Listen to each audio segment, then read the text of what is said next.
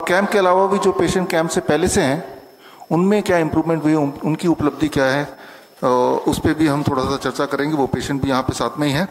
तो पहले तो हम बात करते हैं कैंप के पेशेंट्स की। सौदागर चौधरी, आर यू देयर? आए, बैठिए बैठिए बैठिए बैठिए। आपके 2 दिन में जो इम्प्रूवमेंट है, pen in the upper abdomen जब आए थे, excessive gas, flatulence, frequent urination, constipation, ये सारे जो डिस्कम्फर्ट्स हैं 2 दिन के अंदर, इनमें आराम मिल गया। यही इनका आपका मेन कारण था आने का, इनमें काफ़ी में आराम मिल गया। आगे चलते हैं।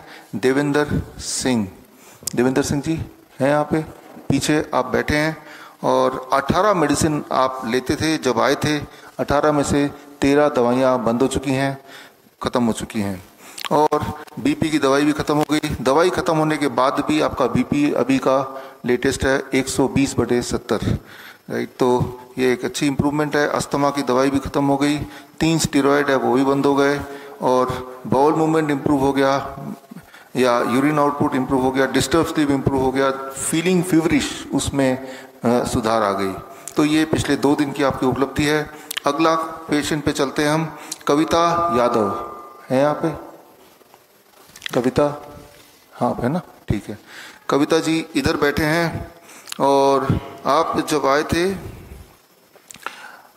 सडन एंड इमीडिएट डिफिकेशन, यानी कि बार बार पॉटी जाना अचानक से, और पेशाब का भी यही हाल, और after meal pain in the body, gas, acidity, ये सारे आपके मुख्य समस्या थे।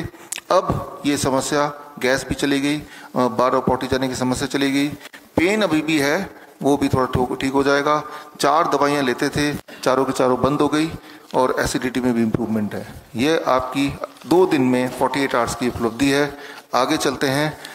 पेशेंट दिनेश शर्मा, दिनेश शर्मा जी हैं यहाँ पे? आप हैं, इधर बैठे हैं। दिनेश शर्मा जी का लंप इन द ब्रेस्ट, जो आपकी मुख्य प्रॉब्लम है, जिसमें पेन और टेंडरनेस था, इसमें आराम मिला, कमी आई है। और बीपी की दवाई बंद हो गई आपकी? बीपी की दवाई बंद हो गई इनकी 2 दिन के अंदर। और बीपी की दवाई बंद होने के बाद आज की बीपी इनकी 130/70 है, बिल्कुल ही नॉर्मल है, अच्छी बात है। अगले पेशेंट पे चलते हैं। जस्मीन प्रवीण, प्रवीण आप हैं? Jasmine Praveen, are you there? नहीं है या है?